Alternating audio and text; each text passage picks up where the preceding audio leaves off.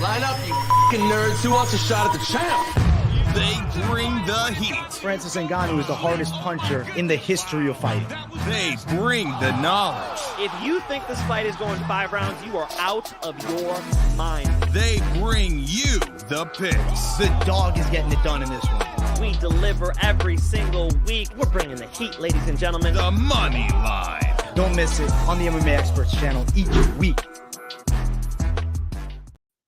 The money line. We are live. It's UFC Vegas 85 fight week. We're going to break down the whole card. We're going to drop our picks, our lock, and our parlay at the end. So I'm very excited. I'm AJ, joined as always by my guy, Mike Finch. What's up, bro?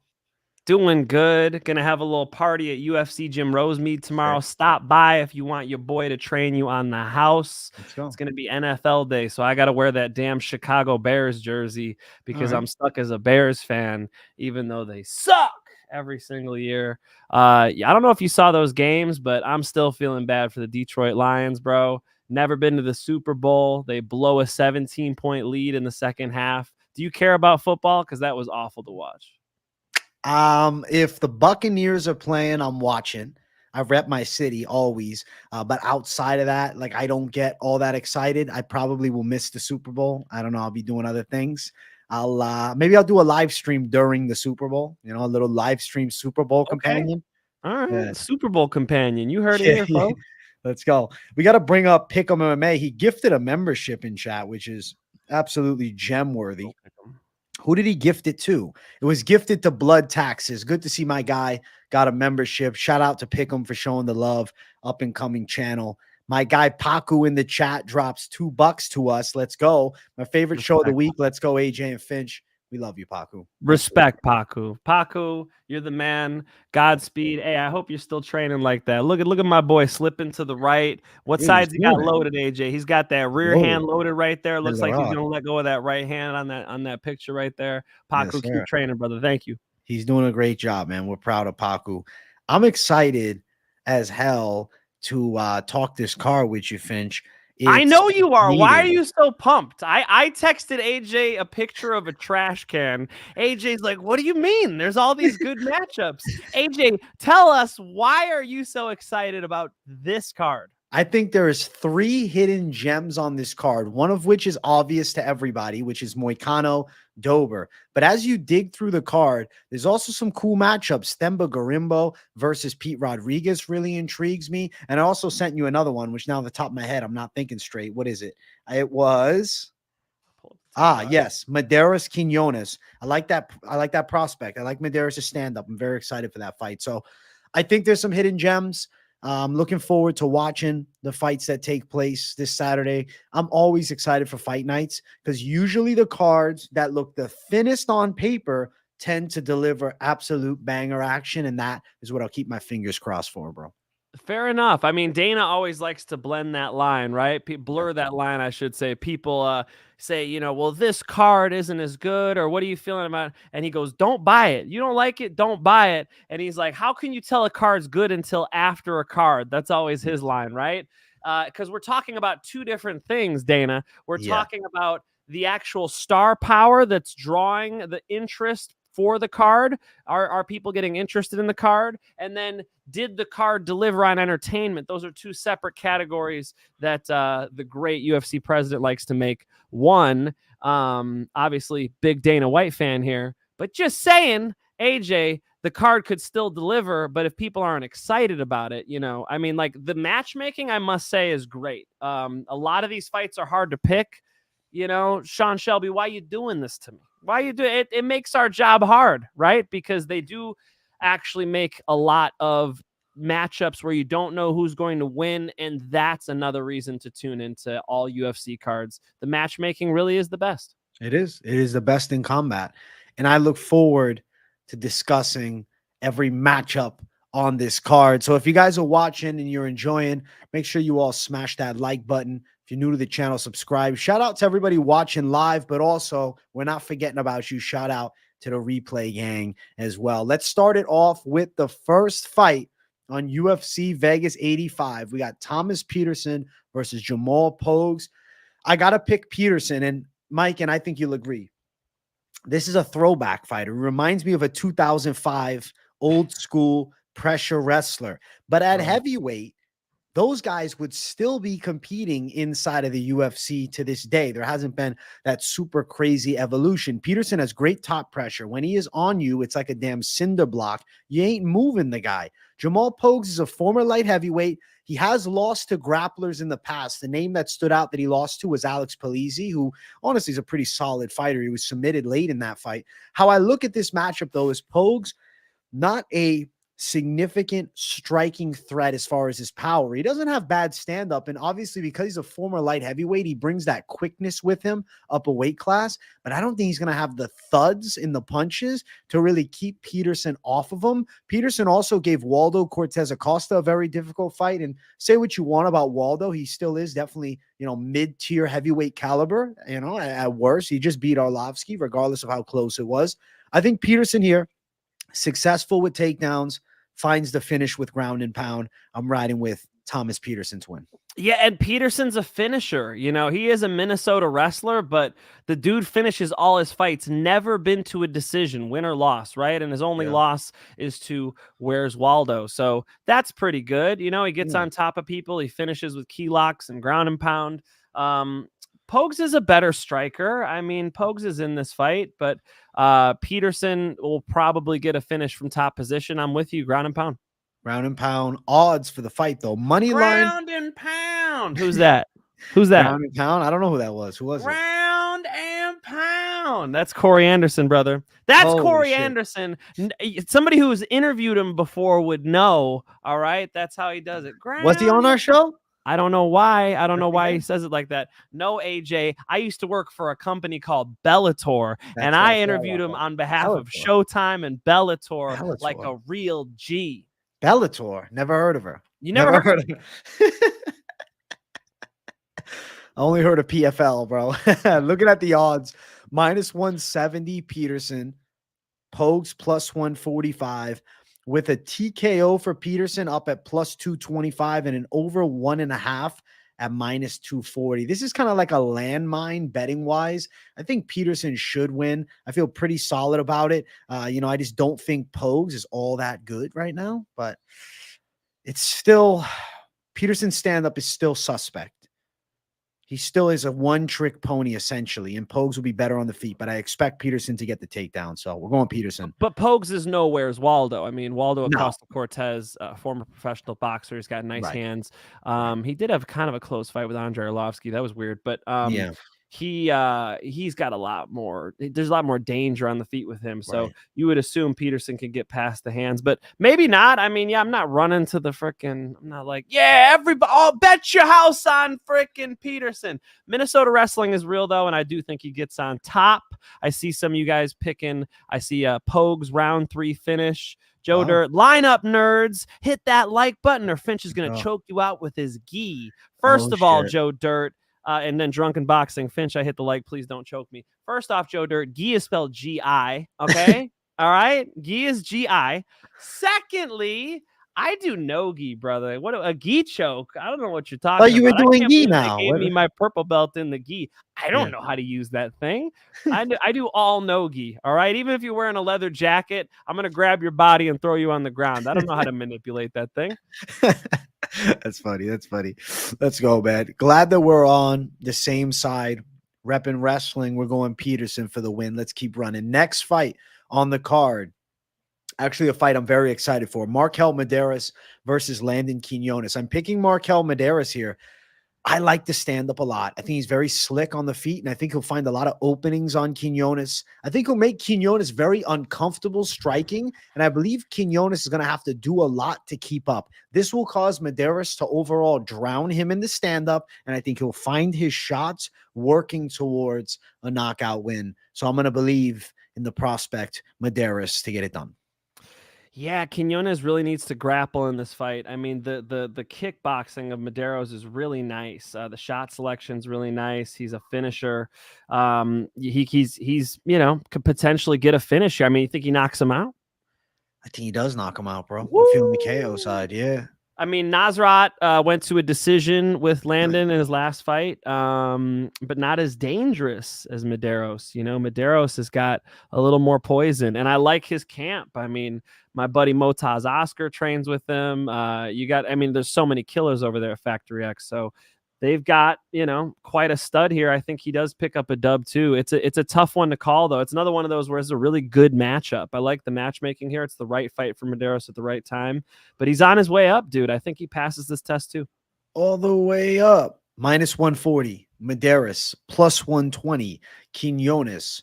Mederos to win via KO is +215 with an under 2.5 at -120.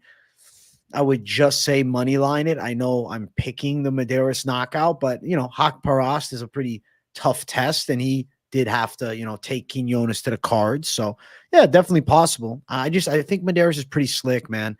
I feel as though Quiñones, he's a decent fighter. He's athletic, decent stand-up skill. So he's got like everything kind of covered, but nothing stands out to me. Whereas I see Mederos as an exceptional stand-up fighter and quality takedown defense. I mean, he did well against Salikhov last time and OV the last two to be able to stop those takedowns. I don't see. And Landon Quiñones, not world-class takedowns. So yeah, fair point. Yeah, it's a tough one for him. I'm seeing Pick'em MMA. He says Mederos is his lock of the week. All right. All right. I like it. You're already dropping it, bro. We're not in the lock section yet. Could you calm down? Dropping it. Pick'em's excited, bro. He's excited. Let's go. Good second fight. Let's keep running up. Next Spartacus MMA. Gi chokes are mother effing powerful. I love gi jiu-jitsu and judo. I just like to say this for folks at home. Don't be getting in a fist fight with somebody and just grabbing their collar. You know what I'm saying? Imagine you're in a fist fight with somebody, AJ, and they reach out and they just grab. You're just going to punch them in the face. You're just going to punch him in the face. AJ's punching, maybe a flying knee if it's AJ. That's more like... You know what I'm saying? AJ's going to knee you in the balls. He's going to headbutt you, and then he's going to punch you in the face. I think be very careful reaching for collars in real-life self-defense situations. It's one of my jobs. I teach self-defense. Very, very cautious about this because people have these dangerous things, and you could develop dangerous kinetic energy behind these things. After you get a hold of somebody and you put them on the ground, or you go right into a technique, right into a throw, that makes sense. And then once you're on the ground, then you can start manipulating the collar. But as far as like starting a fight, people are like, oh, if somebody gets in a fight with me, I'm going to grab him by the collar. Like, yeah, I'm going to punch you in the mouth. Like, you better sort of incorporate MMA and not rely on that gi. Just trying to help you out when you get in a fist fight, Spartacus. Spartacus, he's doing jits, bro. He's doing good shit, man. He's doing good shit. He's a G. Let's go. What fight are we on? We're on this one? Yeah, we are. All right. We got Julia Stoliarenko versus Luana Carolina. This is one of those picks where it's like, you know what? You're playing with fire. We might get burned. We might not. Luana Carolina, technically speaking, herky-jerky, man. Not a style that I'm watching saying, wow, this is where I would get a student. And I'd say, listen, if I had a daughter or a sister in kickboxing, I'd say that's the style to go towards. It's very weird. It's awkward, sloppy at times. She makes up for it with decent athleticism and timing. But nonetheless, Stoliarenko has a clear-cut grappling advantage. And I believe that's going to come into play. I'm picking Stoliarenko by submission. Stoliarenko... not a girl that you want to go throw the house on either. She has a win over Molly McCann last time. Quick sub. She was a massive dog in that fight. It's just, it doesn't get me excited to throw down on either one of these girls betting wise. Like it's playing with fire. It's two girls that are more towards the lower tier of women's flyweight. Carolina's got a legit win, though. I mean, she beat Lupi Godinez. Granted, it was short notice for Lupi up a weight class, but still beat a legit girl from 115. And then Stoliarenko taking out Molly Meatballs by sub.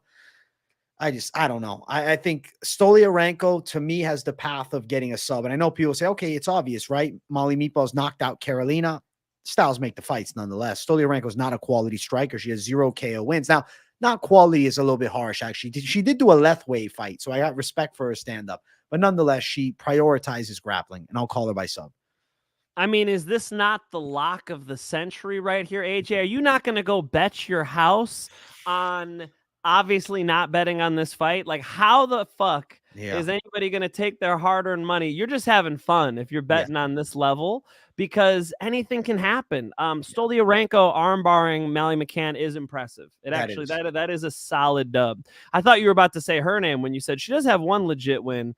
The Molly McCann win is really nice. It really makes me question Molly Meatball. Like, it's hard to bet on Molly Meatball. I was starting to get impressed. Oh, the spinning back fists are nice. She's got some power. She's got some hype behind her now with the, the Patty Pimblett thing. And then she gets smoked by Stoliarenko. So I like Stoliarenko here, but dude, like, you can't be betting a bunch of money on these fights, guys. Be careful on ones like these. Yeah, this one I would say sit from the sidelines and watch, because the odds are pretty close. It will tempt a lot of people, but that's designed for such. You'll say, hey, Stoliarenko, I think she's going to win by sub. She's only a -134 favorite. And then she can't get a takedown, and Luana Carolina boxes her face off. So +114 Carolina, also unreliable. This one here, kind of a landmine betting situation. Stoliarenko by sub sits at just +150. A Carolina decision +165. So if you look at that, betting odds wise, the probability to me is Stoliarenko by submission or Carolina on the scorecards. Nonetheless, I'm not crazy about betting it. So Stoliarenko will be the call. Stoliarenko's the call too. Yeah. I'm more impressed with her, and she's just got a better specialty there. As soon as she gets to the top position, she should be able to take over. Carolina could kickbox her up a little bit. I mean, I think what'd you call it? Ugly technical? What'd you say? Bro, it's herky jerky. It's awkward. It's weird. But it's still effective, and she's still quicker on the feet than Stoliarenko for sure. Sure. And if you can't get to the legs of Carolina, she's resistant with the takedowns and stays, or resilient rather, and stays upright. I think Stoliarenko is clearly going to get outstruck due to speed. There's going to be a differential there. Carolina's the better athlete. Yeah, true. But I think that the fight ends up on the floor. Fair. And I think Stoliarenko ends up arm-barring her too. So Stoliarenko, but yeah, I could see her getting tagged a little bit. Again, folks, I just saw somebody say, you're a degenerate. Omnipolar. Only a true degenerate bets on this fight. He's right. Talking to you at the Bob. And then AA, since I saw you. Yeah, there you go. First live. Oh my gosh. We're bringing it up. Look at that. Your comment is read now, AA. First live. I'm in all my comments. Better be read. There you go, AA. I got you. Let's go. Let's keep running up the card. Next fight on it, we got Blake Bilder taking on Prospect, who just won on Road to UFC. It's Jeong Lee. I'm picking, excuse me, I'm picking Blake Bilder with a little rasp in my voice. I do think Blake Bilder can beat a Jeong Lee. I wasn't overly impressed by Lee's debut.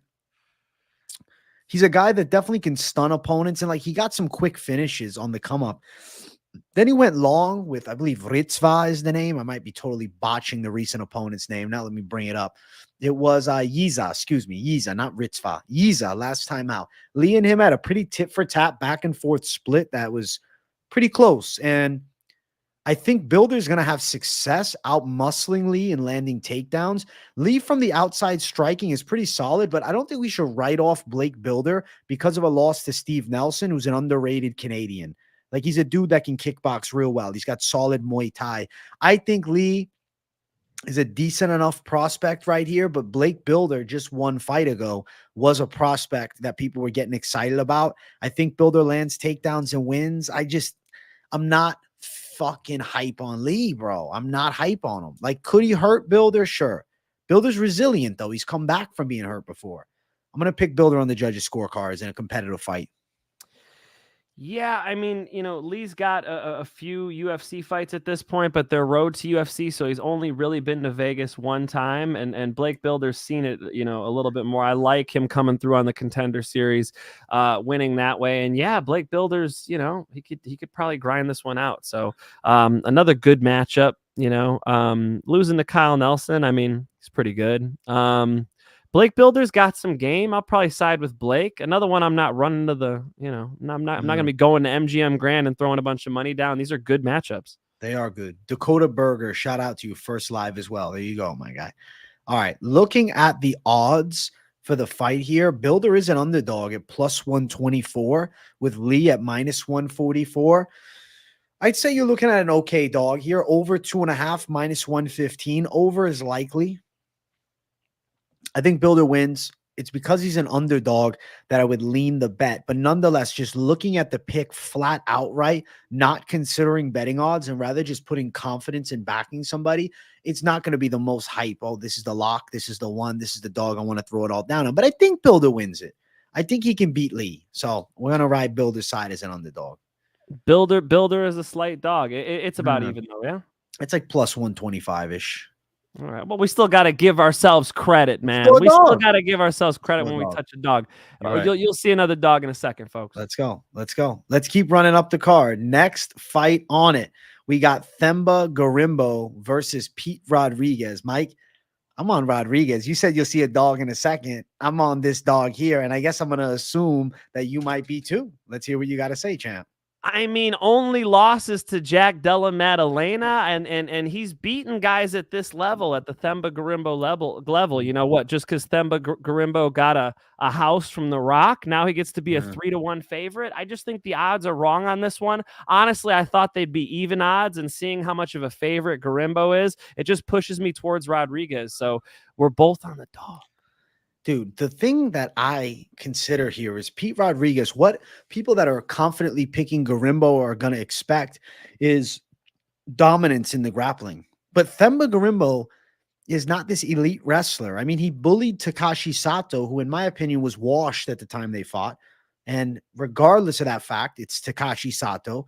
Pete Rodriguez was scrapping with Jack Della. Yeah, he got knocked out. Jack Della is fighting one of the top guys in the world, Gilbert Burns. So Pete Rodriguez's UFC career is very odd because he fought the worst guy on the roster in Mike Jackson, and he fought one of the better guys, maybe one of the best. So we have this weird thing where he's fighting, all right, top 10 guy or bottom of the barrel guy that doesn't deserve to be in the UFC. He lies somewhere in the middle of such. What I know about Themba Gorimbo is AJ Fletcher beat him. I knew that he wasn't overly impressive against Takashi Sato. I think his stand-up is a little raw, and people will then say, well, look at the reach difference. Look at the height difference. Themba Gorimbo is not a tactical boxer from the outside.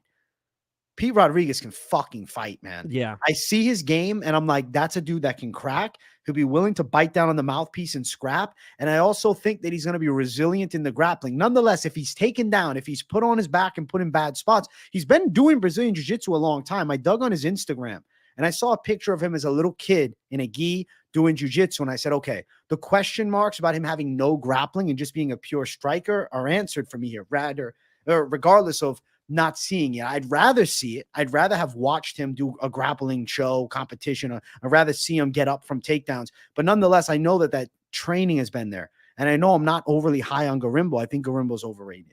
Gorimbo, just a little too much love for Gorimbo. I know we're all rooting for him because of the incredible story, but our job is to look at fist fights and to analyze who's coming out with their hand raised. This is a close fight. I think my hunch was already that Rodriguez would be a better striker and that it would be up to Themba to get takedowns and work clinches here. And, they're in the little cage. I feel like shit might get crazy. We might see a knockout. So I'm going to go Rodriguez via finish. And, at almost a 3-1 dog, that's pretty savage.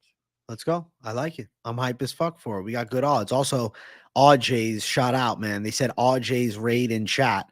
Much love to AJ's subscriber to the channel. Real G. All right. Looking at the odds for this one, Gorimbo is 235, minus 235 for the favorite status, with a Pete Rodriguez plus 200 tag. I love the plus 200 for Pete Rodriguez. I planned on doing this live, so I am going to go throw a little something down live, and we're going to make it happen. Hopefully, I'm not being a bad influence, and hopefully this happens, but I'm live betting it. I better get the line now before everybody from the stream that's on it decides, fuck it, we're throwing down on your boy too. So, Mike, I'm placing a bet right now. Right now. Walk us through it. Going KO or are you going money line? We're going to go money line because I live by the sword. Nah, honestly, living by the sword would be KO. And the odds are sweet. The odds are good, bro. Like, you're looking at 2-1 odds.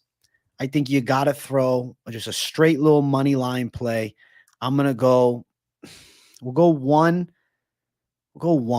unit for now, but I think it's something that you could back a little more, man. I think I might. I just don't want to go too much off the instinct of what I'm feeling right here. I just think Pete Rodriguez has got a shot, so we're going to throw down, baby. Let's fucking get it. Live on the show. AJ just wanted some confirmation from his boy. I was excited to hear it. I'm glad that you're thinking the same. Dog of the night. Tremendous underdog. I'm glad we're on the same side. The knockout prop, though, I will read it off. Currently sitting at plus 265. Why am I going to risk that for 65 more points when I can just throw straight money line. Yeah. Especially when you get odds this sweet. Only time I bet KO is when I've got some freaking mismatch, you know? Yeah. When you got a nice dog like this, you guys got to get your money. It's an obvious money line play. Haunter says you're throwing away your money live on air. He's just throwing. He's making it rain on you, Haunter. All right? Putting it up. Hey, come back next week and bring that same energy, Haunter. Let's go. Glad we're on the same side, bro. Let's keep running up. Next fight on the card, Charles Johnson versus Azat Maksum. Now, I'm going to throw this out immediately before we even give the pick. I wasn't overly impressed with Azat Maksum in a UFC debut. Granted, it was against a very legit veteran in Tyson Nam.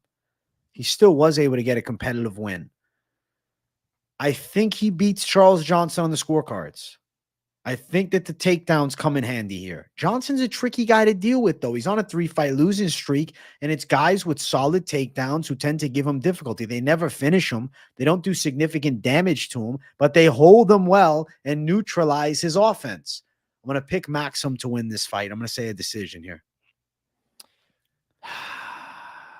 I like Johnson striking, and I think he does have a pathway to a decision, but you have to rely on the takedown defense, and that's just hard to say against Maksum. You know, Johnson can be taken down. He's got a little bit of stand-up game. I mean, I think this is a competitive one.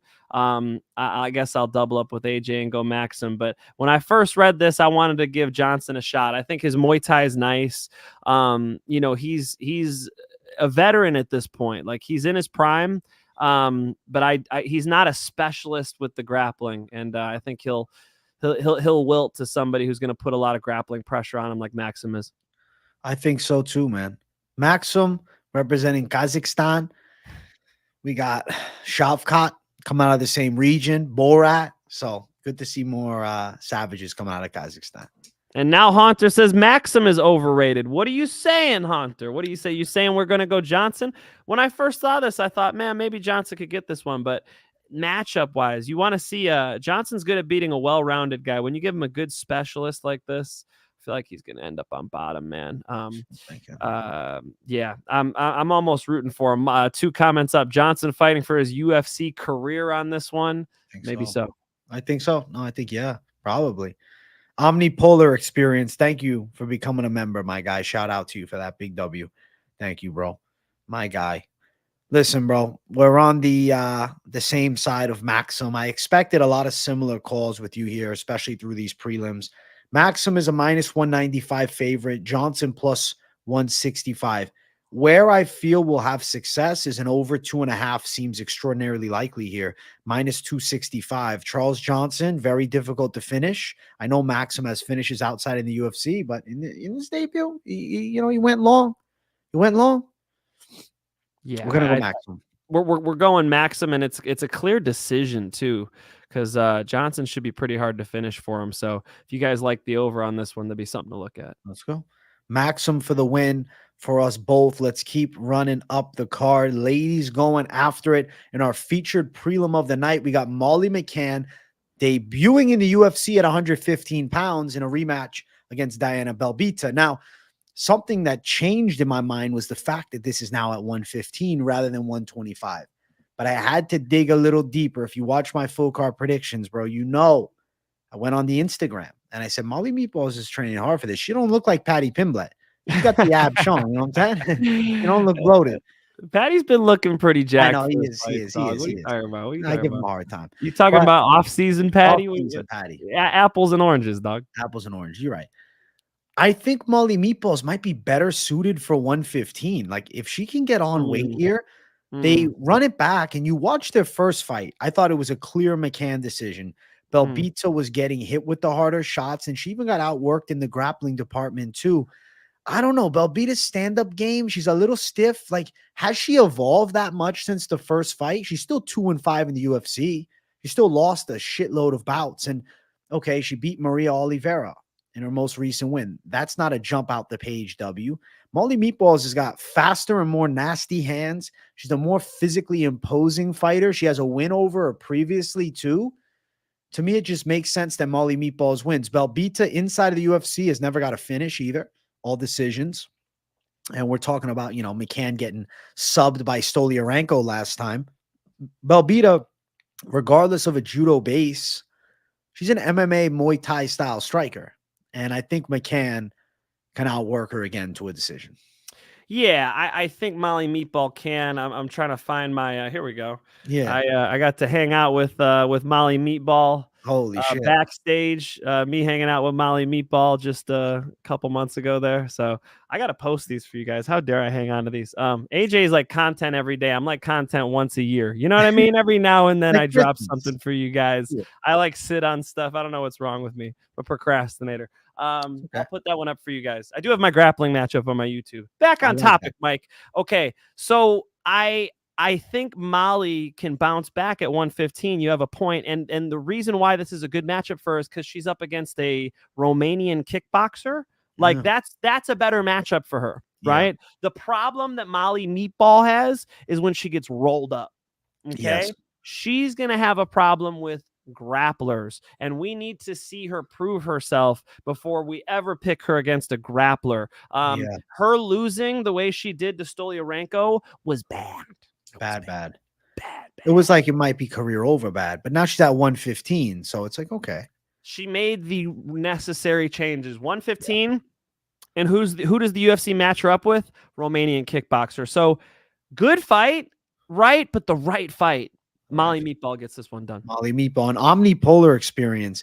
Getting the dono train started, he dropped us $4.99, but he didn't just drop us $4.99. He then dropped us $9.99, and then he dropped us $19.99. Choo choo! My guy, holy big W, shit. Big W in chat. My guy, omnipolar. I feel like the picture that you have, my mind is just, you know what I mean? I'm trying to figure out what I'm going to do with this $20. Maybe I'll get a new shirt for the show. Omnipolar, thank you so much. We appreciate you coming through and appreciate you respecting the channel enough to drop a dono. That's how it's done, ladies and gentlemen. Let's go. Thank you for the $19.99 Omnipolar and the other donos too. You're very generous, and glad to have you as part of the community, my guy. Big W in chat. To the omnipolar experience, man. Big W. I'm excited for the odds real quick, Mike. 301 minus 301. Molly Meatballs is 3-1. What do you think about that? I think she gets love, man. I think these bookies love these famous fighters. Themba Gorimbo got the rub from The Rock. Jack those odds up. It's like, what does this have to do with the fist fight? You know, Molly Meatball is awesome.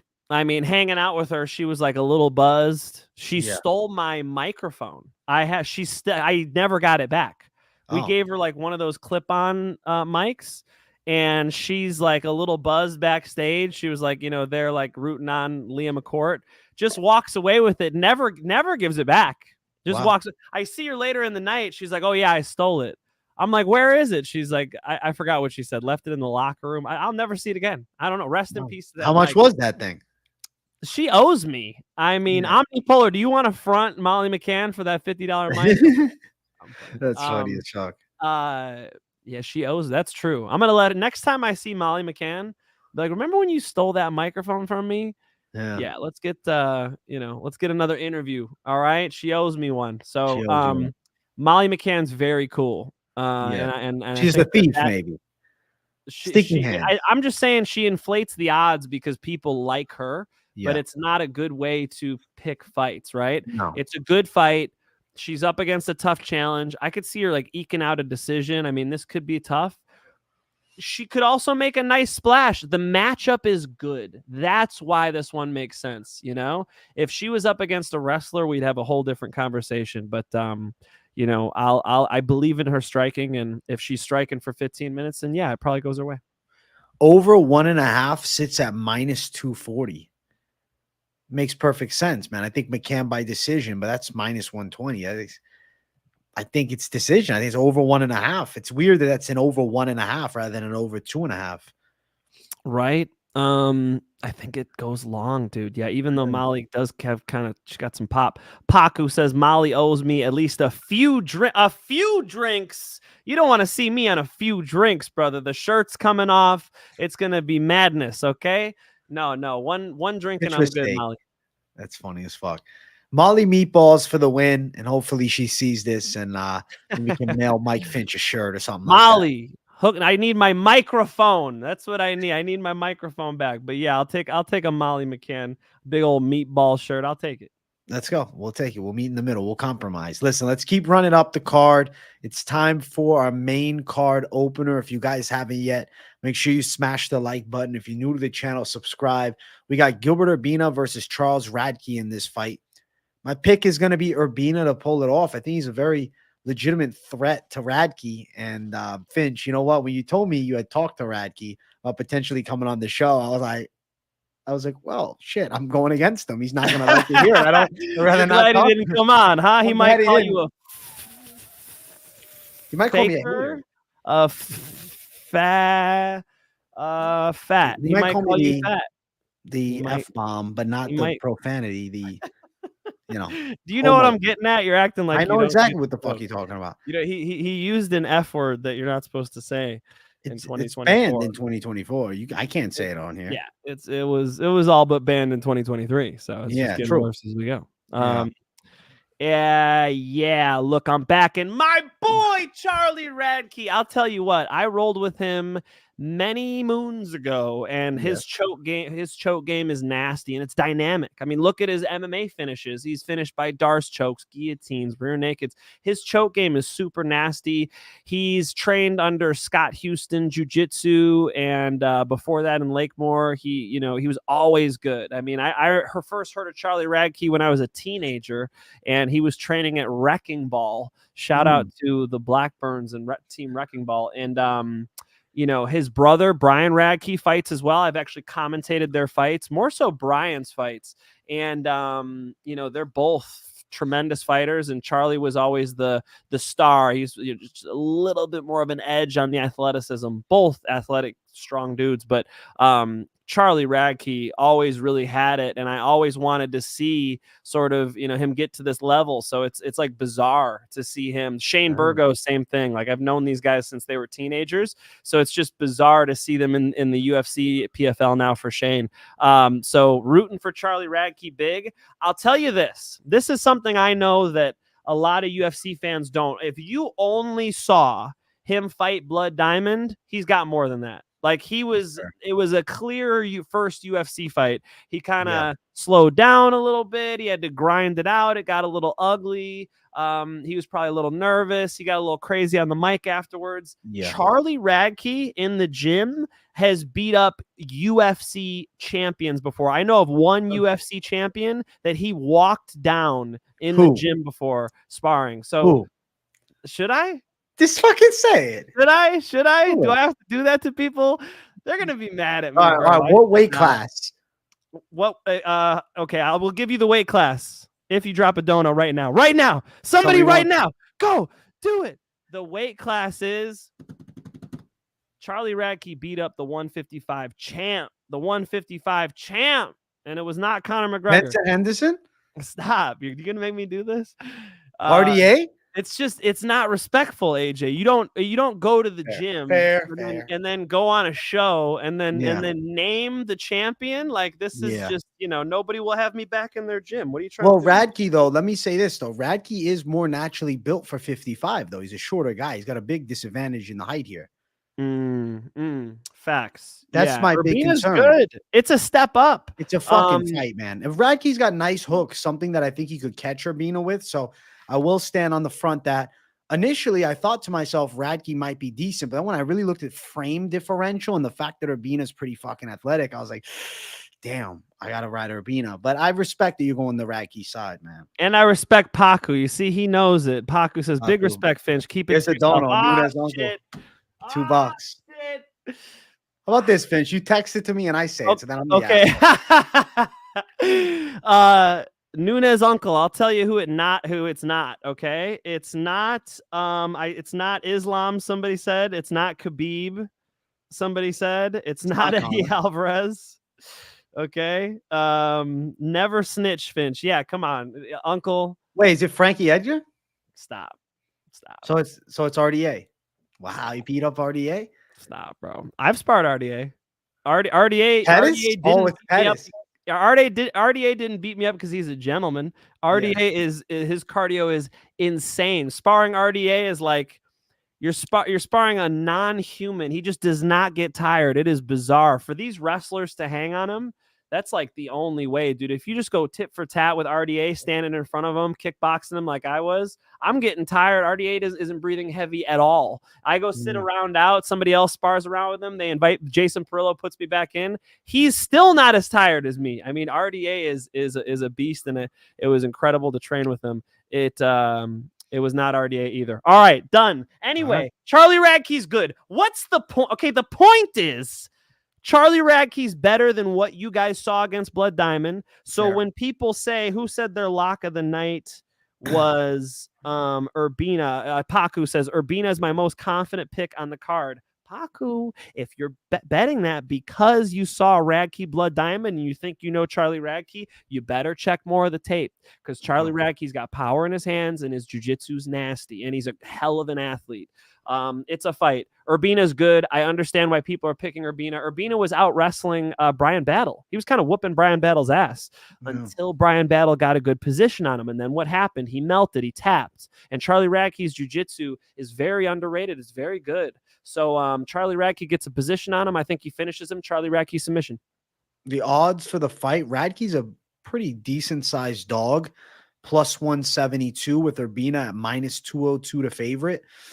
Under 2.5, minus 155. Your Radtke sub call is big money, actually. It's plus 600 with Urbina to win inside of the distance, plus 120. Urbina by sub, plus 425.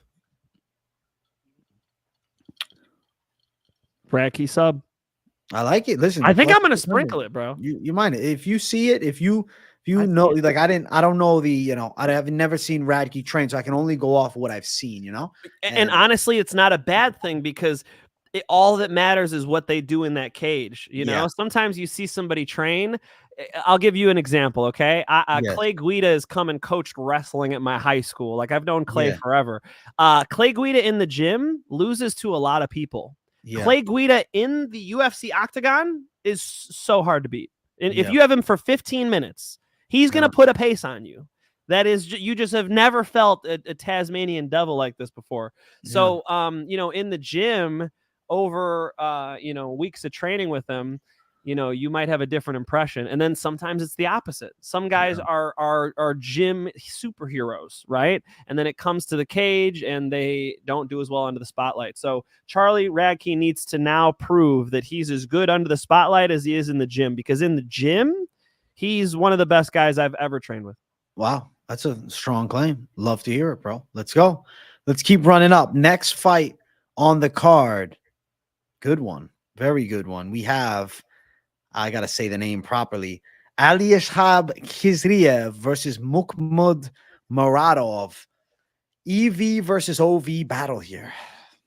I'm picking Khizriev to win this fight, Finch. I do think that he can land the takedowns, the key ones at the least, and his stand-up game is pretty quality as well. But Muradov is by no means a bad fighter. He's competent as hell in grappling, and his stand-up is pretty solid. I have to favor Khizriev as the better wrestler, the quicker striker, and the guy that I think wins the fight.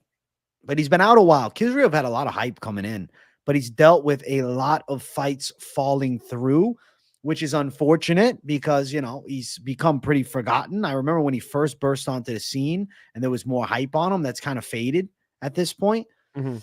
I think he can beat a Muradov. Muradov has that loss to Mearshart. He also had a competitive fight, though, with Kyle Barajo, which he ended up losing. But I'm going to pick Khizriev to win, man. Yeah, and how did he lose the Kyle Barajo fight? It's because he got out-wrestled, because he ended up on bottom, Gerald Mearshart got him down and was able to choke him. So, what is a good wrestler like Khizriev going to do? I first saw Khizriev when he fought Husimar Palhares, and I thought, oh, shit. Like, here's a guy, he took Husimar down, grounded and pounded the shit out of him. Like, this guy's got real ground and pound. You remember when Brock Lesnar got on top of Randy Couture, and then he threw like 50 of like the smallest hammer fists ever? He was like, he's just like throwing these little hammer fists down, and it just looked like he had a shake weight. I don't know. Looked like he was, I'm not going to go there. This is a guy who can get full kinetic energy, boom, when Yeah. he drops a bomb from the top, it is an asteroid. It is Yes. going to have impact. And Khizriev could definitely get him out of there with punches from the top, potentially slap a choke on. So not only do I got Khizriev winning this fight, I got him finishing this fight, choke or ground and pound, not just grinding him out to a decision. Muradov is a better striker. Muradov needs to keep this on the feet, but because he's failed to do so against lesser wrestlers like the jiu-jitsu ace Gerald Mearshart, who grinds people out, or another jiu-jitsu ace in Kyle, here's a better wrestler. It's just a worse matchup even. So no, I don't think Muradov is going to be able to handle Khizriev. Khizriev by finish. I think Khizriev sub makes a lot of sense here. Let's look at the odds. Moneyline Says I'm a massive WWE fan, bro. I don't know a damn thing about your fake wrestling, okay? I don't know a damn thing about it. That's funny as fuck. Odds for it. Khizriev -173. Muradov +145. So Khizriev to win by sub, I'm going to read that off, +300, whereas a Khizriev inside distance only +125. I do like the chances of a submission. I think Khizriev wins. I like the money line Khizriev. I like the submission Khizriev. We're picking his side. We're picking his side. I mean, Seems like the Muradov right has side. to keep this on the feet. Maybe a Hail Mary submission. I think Khizriev bullies him. Yeah, so do I. I got to believe in the Dagestan prospect too. Like, we got to have a little faith. He came into the UFC with a fuckload of hype, right? But it's just inconsistency, hasn't been able to fight. And I think if he can showcase it, maybe he's got the goods. I want to find out. And I'm going to say yes. I mean, we got to see how well-rounded he is eventually. I don't even know if we get that test out of this fight. I think Khizriev is going to get to the top position and do what these Russian wrestlers do, man. Khizriev, I think, is going to get him out of there, and it'll probably be pretty impressive. And it looks like the bookies figured that out too. 2-1, you said? Yeah. Well, actually, a little better. -170, so not awful. Okay. Bettable fight, folks. I'll think about touching this one. I like it. Let's go. Let's keep running up the card. Next fight, the ladies going after it. It's Viviane Araujo versus Natalia Silva. My pick here in this fight is Natalia Silva to win.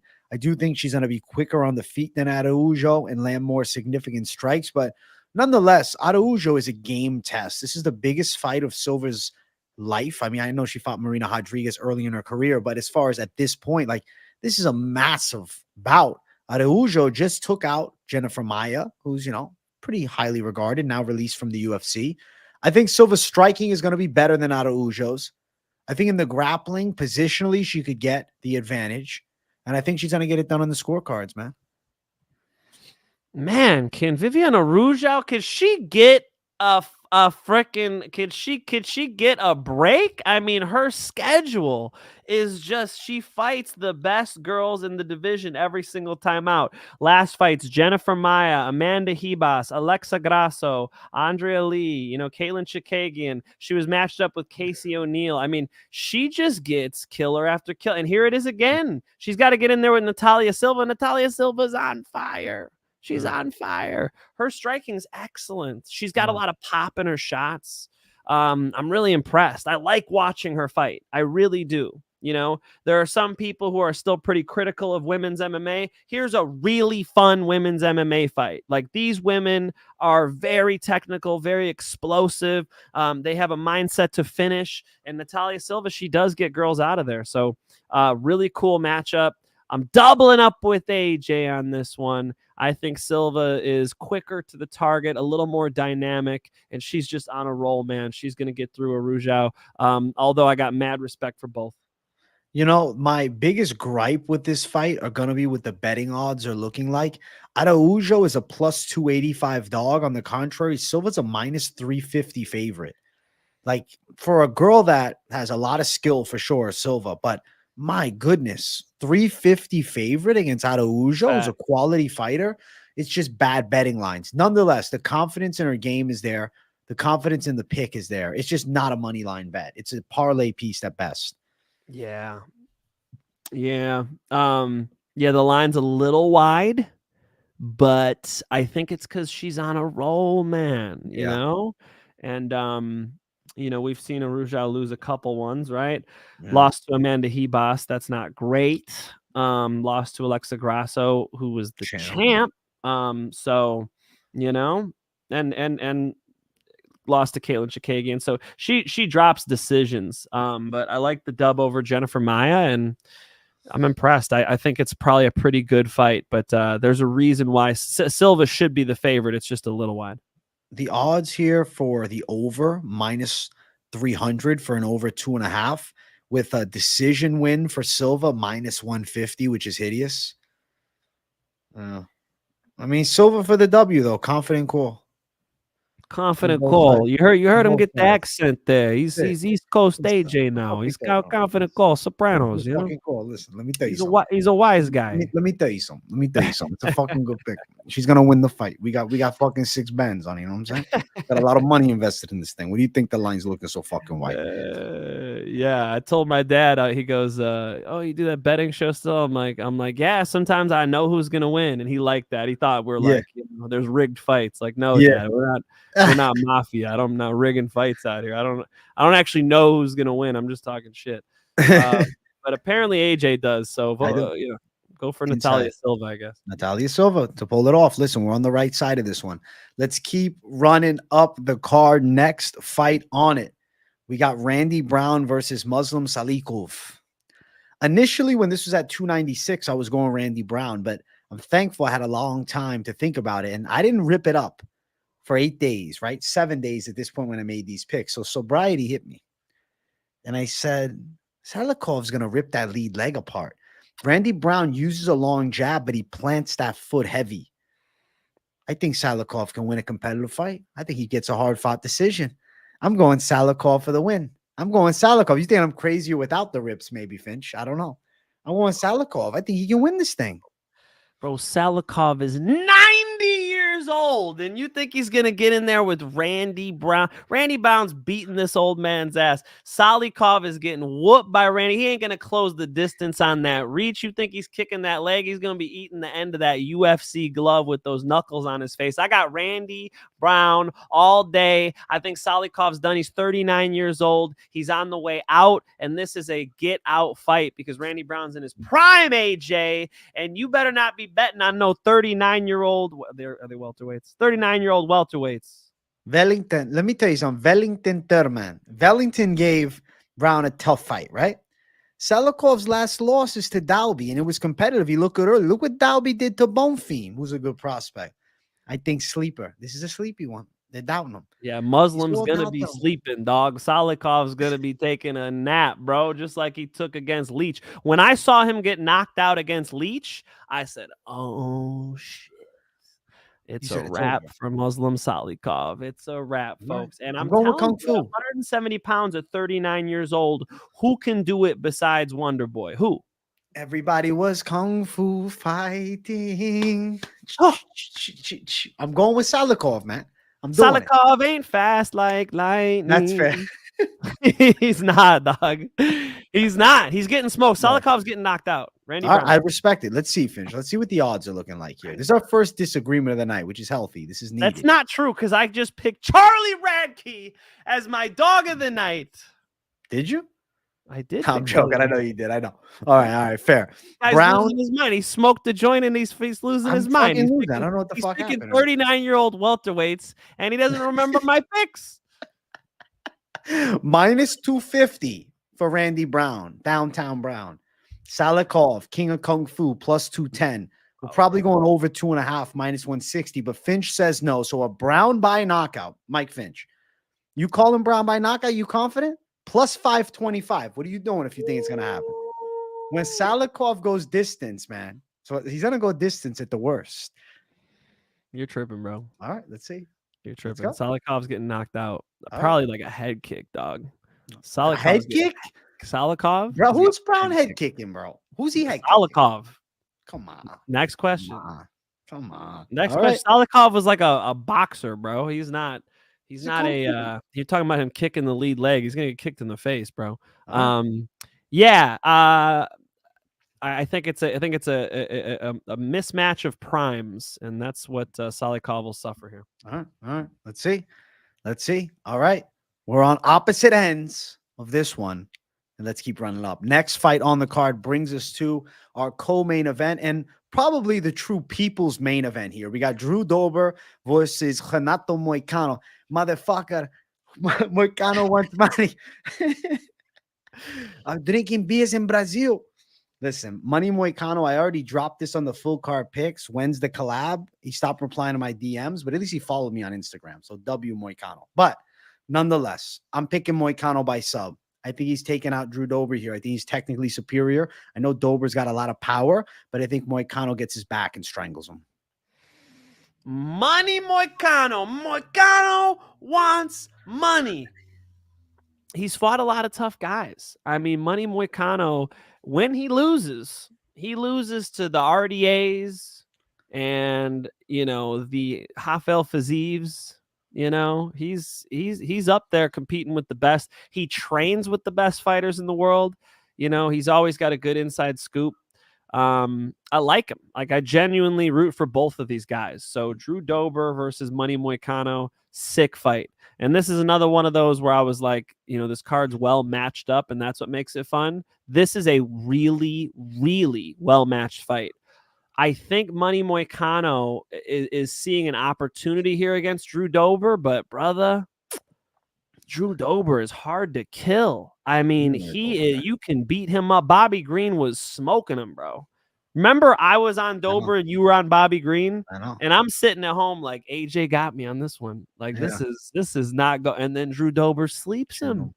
Drew Dober's got a chin on him, and even what's even better than his chin is his conditioning, his mind. He doesn't break. He stays in fights, even when they get ugly. So I think Money Moicano does have moments. I think Money Moicano does, you know, get in a fight here, but I can't pick against Drew Dober. I think he could pull anything out, bro. He's one of those guys where you don't really bet against Drew Dober. Unless it's like, you know, Islam Makhachev, and this is not, let's be honest. Money Moicano is a very, you know, competitive guy in the division. He'll compete with the guys in the bottom of the top 10, but he's not one of those, you know, we gotta say it like it is. He's never going to be the champ. So I got Drew Dober in this one, but it's a really good fight, and I wouldn't be surprised if Money Moicano won. And I ain't talking you out of making money on this one, AJ. I'm just saying it's a pretty good matchup. Listen, Moicano's going to make him bend over, bro. All right? Fuck it. Oh, shit. Poor Dober. Oh, my God. We're going Money Moicano, man. But I respect the call. He's got heavy hands. But I think Money Moicano can do it. I believe in Brazil. I believe in him. I think Moicano's stand-up's underrated. Odds, though, Finch, you're on a good dog. Plus 145 dog Dober. Minus 165 favorite Moicano. The over 1.5 is minus 105 with the under at minus 125. Dober by KO plus 170. Moicano by submission plus 200. Bro, the chat likes the Dober pick. A lot of people saying Dober KO. They're saying Crystal Jaw Moicano, Maximiliano. What are you talking about? Crystal Jaw. That bad? Damn. Dude, it's underrated. Yeah, fuck. Yeah, a lot of people saying Dober KO. So jump on the Finch train, folks. We're leaving the station. I like the Drew Dober pick too, but you know, we'll see if this makes the parlay section. I don't know. I'm dropping bets on this card. I'm not going to do it live with you guys, but I'm dropping bets on this card. There's a couple of them that are good. This is right on the border. I don't know, man. I got respect for Money Moicano. I might have to let this one just sort of sit for a second. I gotta think about this one. Let's go. Respect. Let's go. Finchman on Dober. I'm going Money Moicano, and it's time for our main event. If you guys haven't yet, make sure you smash that like button. And if you're new to the channel, subscribe. Let's take the glasses off and keep it, you know, classy. I'm slurring my words, bro. I think I got CTE over here. Let's keep it classy for this fucking main event. Ripski you took, bro. You were sober forever. You messing up. I don't know what. Blowing the sobriety. How's he going to get that freaking the office job he was looking for? How's he going to do it? Pass. Hard pass, man. Hard pass. Listen, we got Roman Dolidze versus Nasruddin Imavov. Mike Finch. I am picking Nasruddin Imavov. I think he can beat the bull in Dolidze, but now nonetheless, I'm not telling you go bet the farm because I recognize Dolidze is a bully. He hits with a lot of power, and he's discovered this power. He got a lot of knockouts, and he was rocking Marvin Vettori, who's pretty damn durable. Yeah. Nonetheless, I think that Imavov is clearly the better technician on the feet. Yeah. Dolidze will have better jiu-jitsu, but Imavov still has that Dagestan blood. Let's not forget, the OV is not at the end of the name by fluke. He's got dog blood, and I think he'll be able to fend off the grappling. I'm going to go Imavov by a hard-fought decision, but that's a scary pick. I'm riding with him. I'm not telling you bet the house. So this is not my lock of the week. I'll tell you that much. Yeah, Roman Dolidze is live for KO. You know, if you guys like Roman Dolidze, I'm definitely not going to try to talk you out of it because Roman Dolidze hits a lot harder and he sleeps folks. But some of those folks were like Phil Hawes, who, like, all respect to Phil Hawes. You were talking about crystal jaw. My man's got a paper mache jaw. So, you know, I don't know how good that is. If when he's up against somebody durable like a Marvin Vettori, he actually gasses out and loses a decision, you know? Yeah. And now we're not talking about a 3-round fight. Now we're going to talk about a 5-round fight, and a 5-round fight against a guy who's really light on his feet, very technically sound, better kicker as far as like speed goes. You know, there are some kickers who throw a lot of power into their kicks. Like Mirko Krokop was famous for this, right? You guys remember the line? You know, it was right kick hospital, left kick cemetery. You know what I'm saying? Some people send you to the cemetery with kicks. And then there are kickers like Nasruddin Imavov who they elect to go for speed. So every time they're kicking, it's just about how quick can their foot leave the canvas, get to the target, and then get back to the canvas. And I tend to like that style because it's very hard to counter. And that's what Roman Dolidze will really need to do, right? He really needs to get in there and land a big counter. His hands might be a little bit better. That's something to look at. But I do like that Nasruddin Imavov has the experience of being in the main event now. He's sort of got some wrinkles under him. I could imagine him, you know, winning the last 3 rounds of this fight. So it could be hairy for him at moments. Roman Dolidze is in this fight. Again, I'm not talking you out of betting on Roman Dolidze if, you know, if you're on him. But I am saying consider the fact that he lost the decision to a cardio machine who's very durable already, and he's about to enter a 5-round fight with a guy who's been there and done that already, and wilted under 5 rounds, fair enough too. But I do think that he's a little more suited for it, especially with his style. So give me Nasruddin Imavov 3 rounds out of 5. All right, respectable call there. We're going Imavov on both fronts. As far as the odds for this fight, Imavov is the favorite at -160 with Dolidze as like a +140 underdog here. As far as this fight going over 2.5, that makes a lot of sense to me at -160. I believe it goes long. Imavov by decision sits at +280.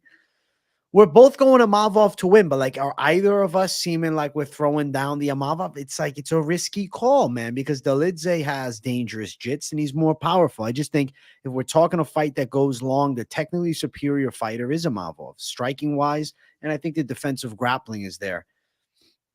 For sure. For sure. And I see some people saying that Marvin Vettori lost that fight. Like, fair enough, you know, fair enough. I think Dolidze definitely gave Marvin a hell of a fight. So yeah, it's a good fight, dude. I mean, it's a cool matchup. It's not a star-studded matchup. No. This is not a matchup that's going to, you know, ripple throughout the sports world all week. But it's a good fight. It's a good matchup, and whoever wins this fight really does start to separate themselves because these guys are right there in the division where they could be matched up with some big names. So, you know, if Roman Dolidze gets a big KO or something, he's on, you know, and if Nasruddin Imavov puts on a master class on the feet, he's on. So I think the difference here, AJ, is footwork. I think Nasruddin Imavov is a lot more on the balls of his feet. He's quicker, and I think he's gonna win this one on the cards.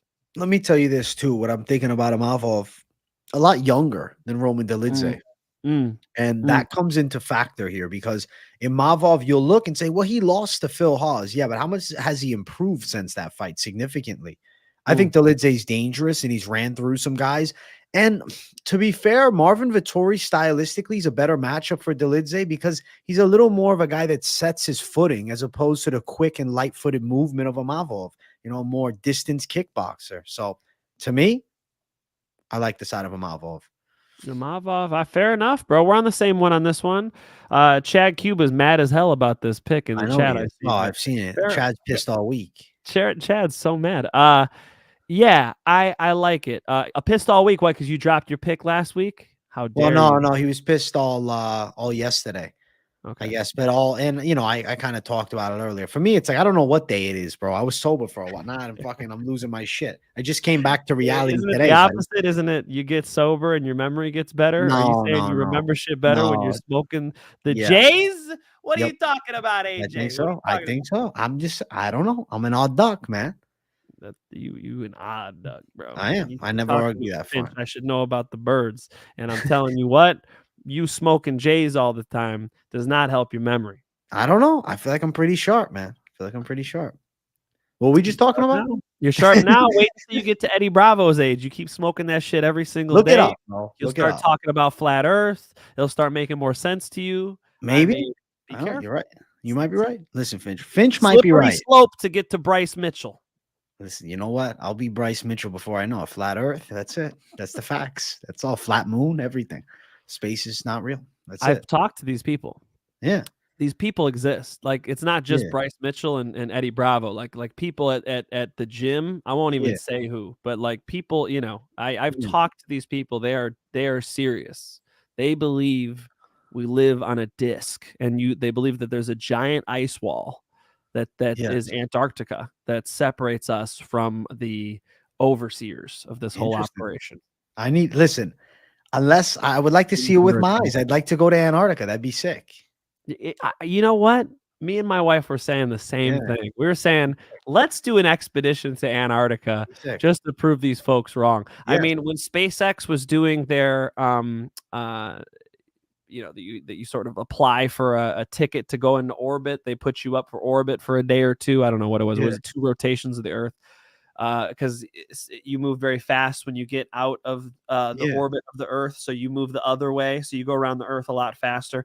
Anyway, she didn't get it, but she applied like 50 times. She really wanted to go to space, so Yeah. we're all about it. And if I could have if I could just pick a crew, it'd be me, Eddie Bravo, and Bryce Mitchell. We're the team, and we're going up, and we're gonna look at it. What happens if it's the ice wall? Then they're gonna kill me. Then I die. Okay, because I'm telling you, folks. Holy shit! Let's go. Listen, Finch, we got an exciting card, but we're not done. We got locks, so we're gonna drop the little, you know what I'm saying? The little what do we call this? The little pre-video, and then we're gonna make it happen. Let's do it.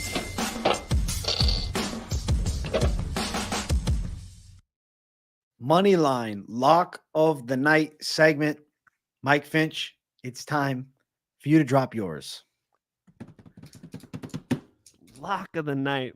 I hope these odds are nice. You know me, I never check the odds. I know. Muslim Salikhov's getting knocked out by Randy Brown. Okay, it's my lock of the night. AJ, get your ass back here and take this verbal beating. AJ picked a 39-year-old welterweight, and we will all do AJ the favor of roasting his ass on the live. I want to see you there on Saturday in the chat. We're roasting AJ when Muslim Salikhov gets front kicked to the face by Randy Brown and his old ass goes down. I got Randy Brown KO, but just money line it. My lock. Don't say Muslim Salikhov. No, I'm not. Pete Rodriguez. I'm going dog, baby. Pete Rodriguez is going to chin Themba Gorimbo. Okay. The reason I'm going with this is because I had this intuition as I did the full card picks. People told me on my last stream, yo, go with the gut lock. And I said, fuck. My first thought is I'm picking Pete Rodriguez underdog lock this week. So let's make it happen. Let's go for a dog. I could try to be like, oh, I'm going favorite status, this one, that. No, I'm going for a dog. I'm going Pete Rodriguez. Let's fucking go. Pete fucking Rodriguez. Knockout of Themba Gorimbo. Give me the underdog, bro. Let's go. What are we at? Plus 200? Give me that shit. That's great. Since I picked a favorite, that's great. You got a nice dog there. I almost went Charlie Radtke, but I ain't gonna go crazy. I ain't gonna go crazy on you guys. Okay, I'm just rooting for my boy. I gotta be honest. I mean, at the end of the day, I'm rooting for my boy. Nice dog lock. I think Themba Gorimbo is a little overhyped, and he might have some problems. So I think that's an interesting snipe there, AJ. Let's go. Listen, we're going savage mode, but we're not done yet, guys. It's time to talk about some parlays. All the competition that try to compete. Stand back, watch the bomb drop.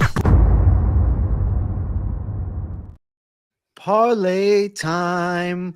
Open up your wallets and let's bet on some fees fights. Mike Finch, you're the king of the parlay. What do you got for us, son? Listen, folks, we're going Natalia Silva. I know the odds aren't sweet, but she's beaten Viviane Araujo, and I like Araujo. I am a fan. I pick her sometimes, and sometimes I'm disappointed. But Viviane Araujo is good, and she gets into close fights with the best women in the division. But Natalia Silva's on a roll, man. And so I like her in this matchup. I do think she gets it done.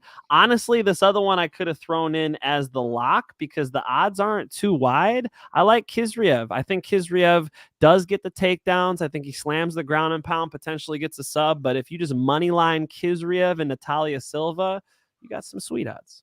You got plus 105, Natalia Silva, Khizriev. I actually think that is a pretty magnificent call by you, Finch. It's a hard act to follow, man. It's a very hard act to follow. We're gonna put the over 1.5 in the ladies fight. Hold on one second. I got to see what it's sitting at because I don't have it on the odds calculator. Molly McCann, Diana Belbiţă. I think we're going over 1.5, so that's minus 240. So let me find a minus 240 line to. Lou Bond says this song is a hit. Are you talking about all the competition that try to compete? Stand back, watch the bomb drop. Are you talking about parlay time? I think that's it. Open up your wallets and let's bet on some fights. I don't know. You got to let me know. All right, I'm gonna do the over in the ladies fight. I'm gonna also put on my lineup. I think I gotta go Azat Maksum. Something's just whispering that to me. Oh, do I want to go more than that? And I'm gonna go Natalia. Let's go plus 185 for the big three. It's risky though. Like I don't know. That's scary, man. The Monday parlays for me are my most nerve wracking. I like my post weigh in. The lock I can decipher, but parlays. No, I'm the total opposite, bro. Parlays, I'm confident. I'm cool. Yeah. But single bets, I'm always like, oh man, I don't know, because the odds got to be decent. You don't want to be single betting. You know, I think I put a money line bet when Hamzat fought Gilbert Burns. I was biting my nails the whole fight. Oh my god, I'm about to blow a freaking 6-1 favorite. You got to get the locks. Got to be closer odds. I like a really confident 2-1, 3-1. That seems to hit at a higher clip statistically. I mean, meaning the parlays hit at a higher clip statistically than the single locks 50-50. You feel me? I feel you. I feel the Finch. I get it. My guy, Finch.